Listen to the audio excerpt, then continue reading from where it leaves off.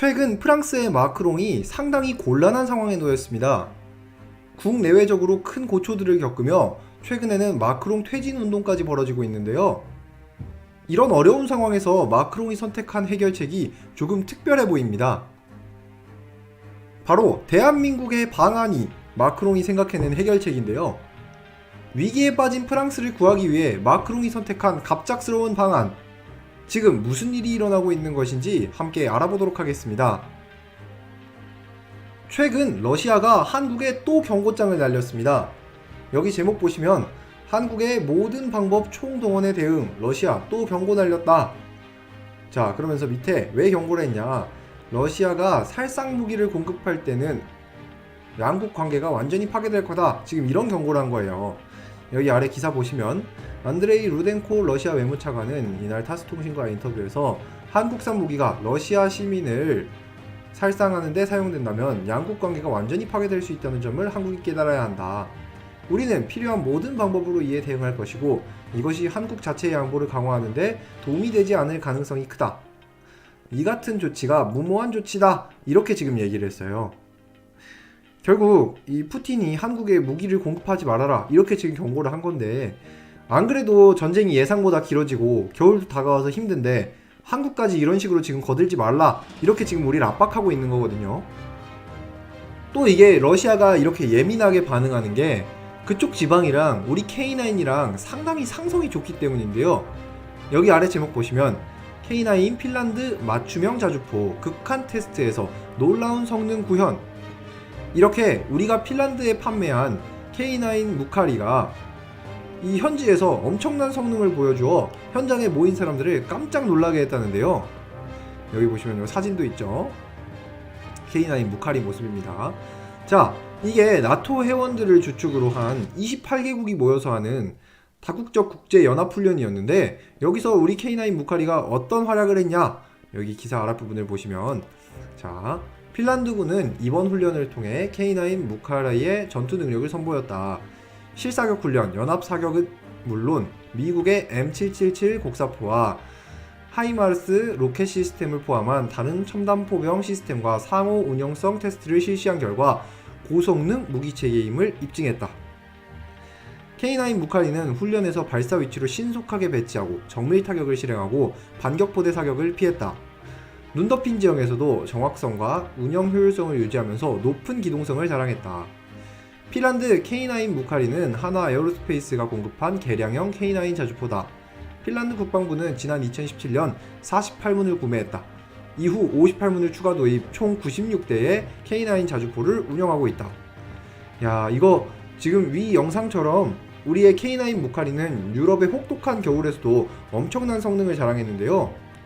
조금 더 읽어보겠습니다.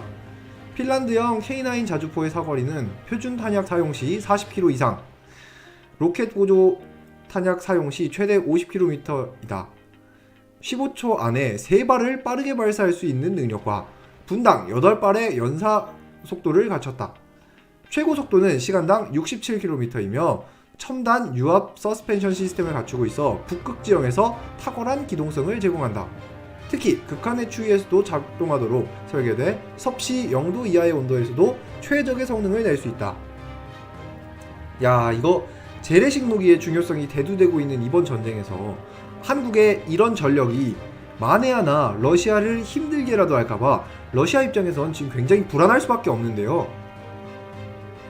또 이게 이렇게 직접 써본 구매자들의 생생한 후기가 자꾸 들려와서 푸틴은 더욱 거슬릴 수밖에 없어요. 여기 제목 보시면 유럽 무기 생산 기반 복구에 시간 걸려 한국과 협력 강화에 방위 능력을 향상해야 된다. 이걸 지금 누가 얘기했냐? 여기 보이시는 요 니에멜라 주한 핀란드 부대사가 이 K9 자주포를 사용해 본 다음에 직접 하는 얘기예요. 자, 최근 서울 종로구 주한 핀란드 대사관에서 만난 안티 니에멜라 주한 핀란드 공관 차석은 유럽은 오랜 기간 무기 생산 능력을 등한시했다. 그래서 유럽 내 무기 생산 기반이 무너졌다. 유럽은 질 좋은 무기를 만드는 우수한 생산 능력을 가진 한국으로부터 무기를 도입할 수밖에 없다. 자, 조금만 더 내려가서 보겠습니다. 니에멜라 부대사는 한국 무기는 가격이 합리적이고 품질도 뛰어나다. 특히 방산기업들은 계약을 잘 지키고 무기를 제때 공급하는 능력도 갖췄다. 유럽이 생산시설을 갖추려면 시간이 걸린다. 유럽이 방위 능력을 향상시키는 과정에서 한국과 협력을 더 강화해 나갈 수 있을 것이다. 이런 얘기를 했어요. 야, 이거 진짜 며칠 전에 나온 기사인데 핀란드 부대사가 직접 한국이 아니면 무기를 데려올 곳이 없다면서 앞으로도 무조건 한국 무기를 쓰겠다. 이런 의사를 지금 내비쳤죠. 자, 한 문단 더 아래를 보면 앞서 9월 핀란드 국방장관 등이 한국을 방문해 떠오르는 민군 경영 기술을 주제로 포럼을 열기도 했다. 한국과 핀란드가 가진 첨단 기술을 바탕으로 방산 협력 방안을 모색하기 위해서다. 니에멜라 부대사는 한국은 K9의 강점이 있고 핀란드는 우주 이상의 차강국이다. 이를 합쳐 새로운 항품을 만들어낸다면 서로의 안보를 강화할 수 있다고 강조했다. 또 한국이 유럽의 방위 능력을 높여줄 동반자라는 인식을 심어줄 필요가 있다며 유럽과 함께 방산 공급망을 만드는 것이 K 방산 성장의 핵심이다. 이렇게 주장을 했어요. 이렇게 지금 직접 써본 핀란드에 극찬이 쏟아지는 것을 보셨듯 이제 나토 각국이 한국의 무기를 구매하는 것이 하나의 트렌드가 되고 있는 상황인데요. 벌써 지금 나토에서 6개국이 한국산 무기들을 지금 사용하고 있는 상황이고 앞으로도 점점 늘어날 것 같은 게 지금 불보듯 뻔한 상황입니다. 자, 이를 뒷받침하듯 이 기사도 보시면 절실해진 한국 유럽의 전략적 협력, 이분 이제 킹스 칼리지 런던에 교수로 계신 영국분이 쓰신 칼럼인데요. 여기 기사 보시면 뭐라고 하고 있냐. 북한의 파병은 중국의 악몽 같은 시나리오로 이루어지고 있다. 유럽은 동아시아와 인도태평양 파트너, 특히 한국과의 협력을 더욱 강화하려고 할 것이다. 러시아에 있는 북한군은 대서양과 인도태평양 지정학이 하나가 되었음을 보여주는 확실한 증거다. 유럽의 관점에서 볼 때 이는 인도태평양에서 같은 생각을 가진 파트너의 관계를 강화할 필요가 있음을 의미한다. 나토, IP4 협력이나 최근 공개된 한국 EU 안보 방위 파트너십은 장기 협력 메커니즘이지만 유럽 전쟁의 북한군 참여는 단기적으로 이를 강화한다. 자, 이렇게 유럽의 한국 사랑은 앞으로 점점 가속화될 것으로 보고 있죠. 지금 유럽이 북한군이 러시아까지 와서 지금 전쟁을 하고 있는 상황에서 야, 이거 저쪽 동아시아에서만 일어나고 있는 일이 아니라 이 한국과 연합하는 게 세계 평화를 위해서 그리고 유럽의 평화를 위해서 반드시 필요한 일이다. 지금 이렇게 생각할 거라는 거예요. 그러니 이제 한국은 더 이상 한반도에 국한된 것이 아니라 아시아 태평양 그리고 유럽까지 전 세계의 안보를 위해 숨가쁘게 뛰어다녀야 하는 상황이 오고 있습니다.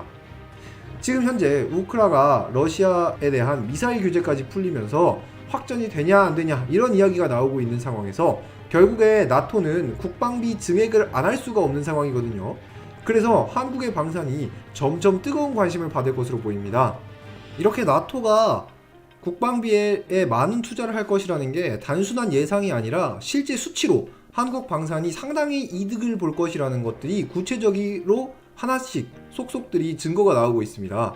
여기 제목 보시면 나토 국방비 700조 증액 전망, K방산 유럽 진출 가속 페달 이렇게 얘기를 하고 있어요. 자, 그래서 이 나토가 국방비를 700조나 증액시킬 건데 이거 어디로 이 돈이 들어갈 것이냐. 지금 단연 한국방산이 그 1순위 후보가 되고 있는데요.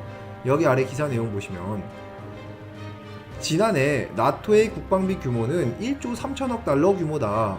약 1800조 원 규모죠. 그런데 이 중에 70%는 미국이 담당하고 있어 나토 회원국들의 실제 국방비는 500에서 700조 원 수준으로 알려졌다.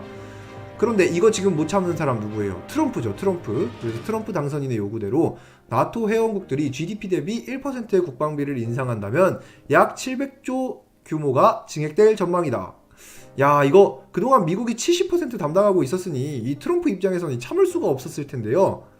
나토 회원국들이 GDP의 1%씩 국방비를 올리면 700조라는 금액이 확정적으로 그리고 이 플러스 알파로 더 많은 양의 돈들이 국방비로 지금 들어갈 거예요. 그래서 그 아래를 보시면 이는 국내 방산업체들의 수주 기대감을 키우는 호재다. 나토 회원국들이 자국 안보를 위해 국방비를 늘리면 신규 무기 구매로 이어질 가능성이 크기 때문이다.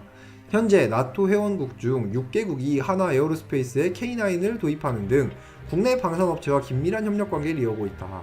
일부 국가들은 무기체계 노후화로 차세대 무기 구매를 모색하고 있고 국내 업체들과 논의하고 있는 것으로 알려졌다. 자, 이렇게 국내 방산이 지금 성장할 것이라 예측하고 있죠.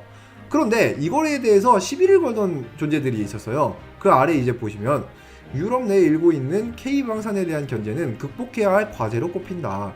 지난해 EU 집행위원회는 유럽 방위산업 전략을 발표하며 유럽 내 무기거래 비중 확대, 방산업계 투자 확대, 유럽 투자은행의 무기 생산 관련 대출 금지 정책 완화 등을 모색하기로 했다. 올해 초 발표한 방위사업 전략에선 2030년까지 방산 조달 예산의 약 절반을 메이드 인 유럽에 지출하겠다는 목표를 세우기로 했다. 자, 지금 이런 식으로 다른 곳에서 무기 사오지 말고 유럽 내에서 무기를 사자, 이 얘기를 가장 열심히 했던 사람이 누구냐? 바로 프랑스의 대통령이었던 마크롱이었습니다. 자, 이걸 잠시 기억해 두신 다음에 이 아래를 계속해서 보겠습니다. 자, 다만 이 같은 분위기가 실제 K방산에 미칠 영향은 제한적일 것이란 분석이다. 러우 전쟁 이후 방위 전력 수요가 늘어나는데 반해 유럽 내 방위 업체들은 공급 능력이 이를 쫓아가지 못하기 때문이다. 유럽은 CFE 체결 이후 재래식 무기 생산 인프라를 축소해왔다. 반면 K방산은 높은 가성비와 함께 빠른 납기를 앞세워 유럽 시장을 공략하고 있다.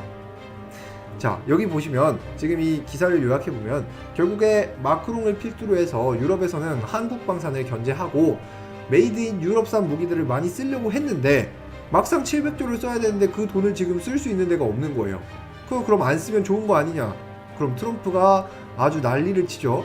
그렇다고 아무 대비도 안 하고 있자니 무기를 사올 데도 없고, 무기를 안 사오면 러시아가 지금 이를 바득바득 유럽에 갈고 있고, 이러니까 지금 유럽 입장에서는 어쩔 수 없이 한국 방산에 손을 내밀 수밖에 없는 거예요.